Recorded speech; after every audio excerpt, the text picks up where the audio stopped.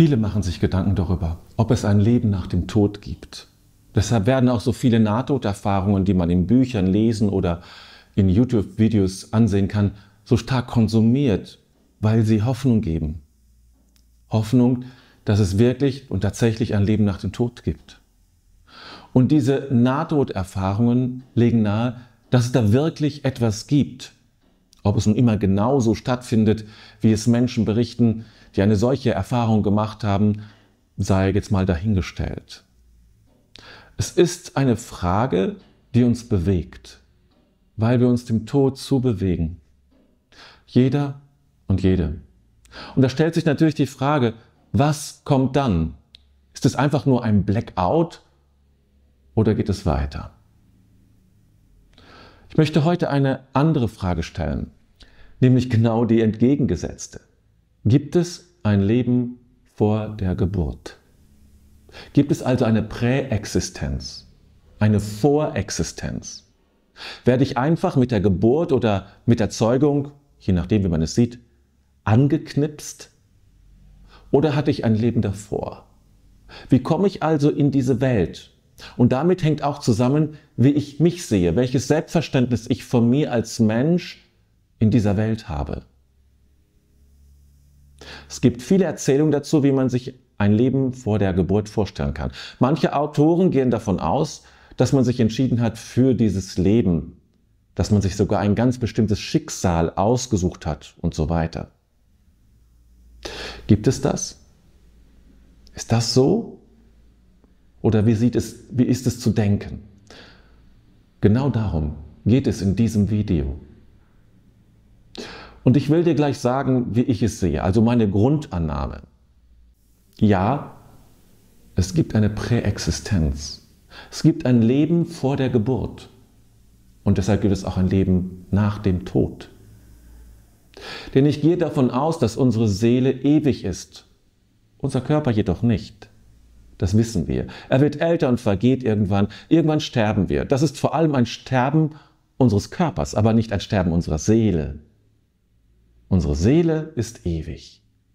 Wir sind ewig. Wir kommen aus der Ewigkeit und gehen in die Ewigkeit zurück. In dieser Zwischenphase leben wir in dieser Endlichkeit. Das ist eine ganz andere Sichtweise auf uns selbst, als die meisten haben. Die meisten denken, dass sie Menschen sind und das Leben hier irgendwie absolvieren müssen.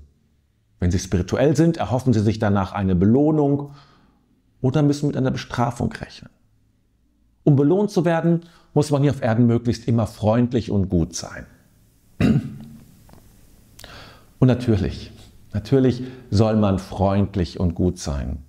Aber wir sind viel mehr als nur Marionetten in dieser Welt. Unser Ursprung ist göttlich und wir sind Bürger eines anderen Landes. Das haben wir vergessen und dadurch sind wir dieser Welt auch so ausgesetzt. Daher muss diese Welt uns auch alles geben, weil wir den Zufluss spiritueller Kraft und Energie nicht mehr haben. Wir quetschen diese Welt, dieses Leben so aus, weil uns das fehlt, was uns wirklich nährt, trägt und hält.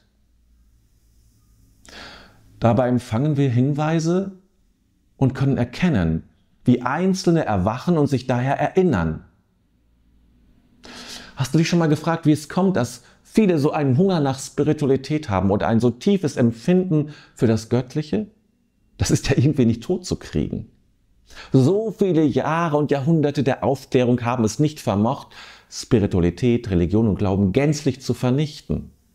Immer wieder kommen Menschen und finden den Weg zu einem spirituellen Leben. Ob es kirchlich ist oder nicht, spielt jetzt hier überhaupt keine Rolle. Dieses Phänomen, dass es immer Menschen gibt, die Spiritualität für sich entdecken und sich auf den Weg machen und die sich als spirituelle Wesen verstehen, das sind Erinnerungsspuren. Sie sind Zeichen dafür, dass wir Erinnerungsspuren in uns tragen, Reste unseres Lebens vor der Geburt. Es sind Erinnerungsspuren aus unserem Vorleben. Wir haben die Sehnsucht nach Ewigkeit, weil wir spüren, weil unsere Seele spürt. Ich bin ein ewiges Wesen. Ich komme aus der Ewigkeit. Und manchmal dämmert es uns. Manchmal haben wir eine Ahnung. Ja, so ist es. Ich bin ein ewiges Wesen. Das sind Hinweise darauf, dass wir ewig sind, weil es Erinnerungen sind. Eine Möglichkeit, dich immer wieder daran erinnern zu lassen, hast du, wenn du beispielsweise meinen Kanal abonnierst und die Glocke aktivierst. Du wirst dann immer informiert, wenn ein neues Video von mir erscheint, und ich darf dich dadurch immer wieder an deine wahre Identität erinnern. Aber machen wir weiter. Jetzt muss man ein bisschen vorsichtig sein, wenn wir konkret werden. Wie sieht es denn vor der Geburt aus? Da gibt es eine Vielzahl von Geschichten und Bildern. Manche Autoren sprechen von einer Seelenwerkstatt oder einer Seelenfabrik sogar oder von der Idee eines Paradieses, das oft eher wie ein Schlemmerland aussieht. Wir müssen vorsichtig sein vor naiven Vorstellungen, vor sehr menschlichen Vorstellungen, wie wir sie gerne hätten, wie schön das doch wäre, wenn es so wäre. Das sind menschliche Vorstellungen, die nur hier in dieser Wirklichkeit entstehen, aber für die ewige Wirklichkeit keine Rolle spielen. Wir sind in Gott nicht so, wie wir jetzt sind. Es ist nicht so, als würden wir uns begrüßen, wenn wir uns später wiedersehen oder vorher verabschieden mit einem Hey, mach es gut auf der Erde. Das ist eine naive und einfache Vorstellung. So funktioniert das nicht. Wir sprechen so nicht miteinander. Davon müssen wir uns verabschieden. Solche paradiesischen, irdischen Vorstellungen haben in der Ewigkeit keinen Raum und keinen Platz. Das Ewige, das Göttliche ist jenseits aller Formen, jenseits aller Sprache und jenseits aller Farben. Es ist eben ein ganz anderer Bereich. Das macht es so schwer, denn man kann es sich nicht vorstellen, weil es dafür keine Vorstellung gibt. Wenn ich von diesem Bereich jenseits des irdischen Lebens spreche, wenn ich über das Leben nach dem Tod spreche, dann stelle ich mir das als das Gefühl und das Empfinden vor, vollkommen zu sein. Ein Zustand, wo nichts und niemand fehlt, wo jeder mit jedem in engem Kontakt ist. Aber ich habe natürlich nicht diese Identität, die ich jetzt habe. Und ich sage im Himmel angekommen auch nicht, hallo, hier bin ich übrigens, ich bin David und wer bist du? Das sind banale Vorstellungen vom Himmel, die mehr zerstören als helfen.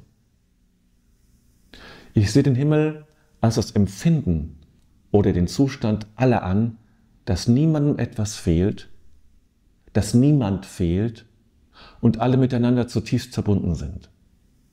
Das ist das Empfinden, welches mir vorschwebt. Wenn wir über das Leben vor der Geburt sprechen, also über die Präexistenz, dann stellt sich natürlich auch die Frage, wie sieht das eigentlich die Bibel? Da gibt es eine schöne Stelle bei Jeremia, da heißt es nämlich, noch ehe ich dich im Mutterleib formte, habe ich dich erkannt. Eine der Spuren zu sagen, ja, es gibt eine Spur in der Bibel, die auf Präexistenz hinweist, aber die Präexistenz ist keine wesentliche Lehre der Bibel, zumindest nicht der herkömmlichen Bibel. Das ist natürlich jetzt keine kirchliche Botschaft auch, völlig klar. Im kirchlichen Rahmen spielt Präexistenz keine Rolle. Es gab wenig Botschaften, Haltungen oder Lehren, die wir im christlichen Diskurs dazu haben. Aber das heißt nicht, dass wir es nicht doch hineinnehmen können. Und gerade wenn wir uns als ewige Wesen verstehen, als Kinder Gottes, können wir davon ausgehen, dass wir auch vorher gelebt haben. Denn wir sind ein Abbild Gottes. So heißt es auch in der Bibel. Wir sind ein Abbild Gottes. Wir sind, das ist meine Grundthese übrigens, Teilpersönlichkeiten Gottes. Wir waren immer schon in Gott und kehren dorthin zurück. Wir haben vor unserer Geburt in Gott gelebt. Nicht als David oder wie du auch immer heißen magst, sondern als Wesen. Eben als Teilpersönlichkeiten Gottes, die sich dann in diese Welt inkarniert haben, als Lichtwesen sich in diese Welt verkörpert haben. Übrigens, der Gedanke der Präexistenz ist sehr alt. Der Philosoph Platon hat sich schon darüber Gedanken gemacht und für ihn gab es natürlich die Präexistenz. Alles, was wir erkennen und wissen konnten, war für ihn deshalb eine Art Erinnerung, weil wir vorher in einem Bereich gelebt haben, wo wir Anteil hatten an dem globalen Wissen. Alles, was man wissen konnte, haben wir einmal gewusst. Er sagte, das Lernen ist eine Form der Erinnerung, weil wir alles mit dem Eintritt in die Welt vergessen haben. Dieses Vergessen gehört dazu, um in diese Welt zu kommen, denn diese Welt hat Beschränkungen und da vergessen wir erst einmal alles. Und dann gibt es plötzlich Erinnerungen, die wir haben. Ich sprach eben schon von den Erinnerungen, die es gibt, die wir haben, wenn wir plötzlich wieder anfangen, spirituell zu leben. Wenn wir diese Sehnsucht plötzlich spüren, und obwohl niemand in unserer Umgebung spirituell ist, obwohl wir damit lange nichts anfangen konnten, obwohl meine oder deine Eltern mit Religion nichts am Hut hatten, taucht es dann plötzlich doch immer wieder auf.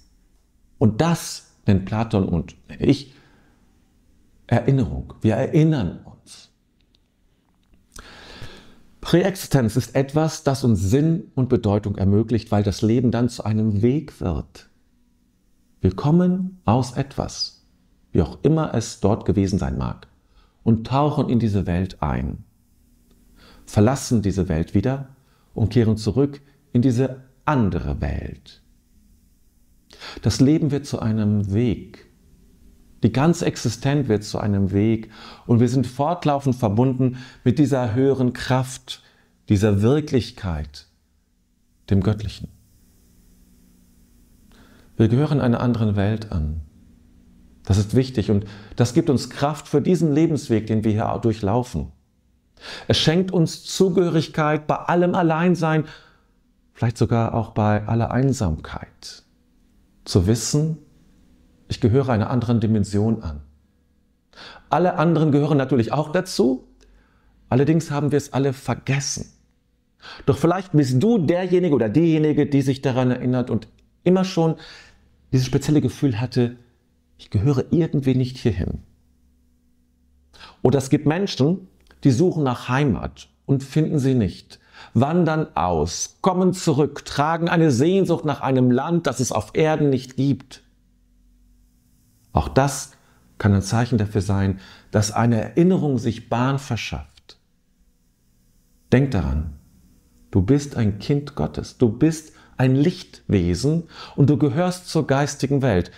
Nicht in diese irdische Welt, sondern deine eigentliche Heimat ist ganz woanders. Und darauf darfst du dich konzentrieren. Wenn du nun mehr Kontakt mit deiner Seele suchst, dann kann dieses Video eine große Hilfe sein. Es lohnt sich.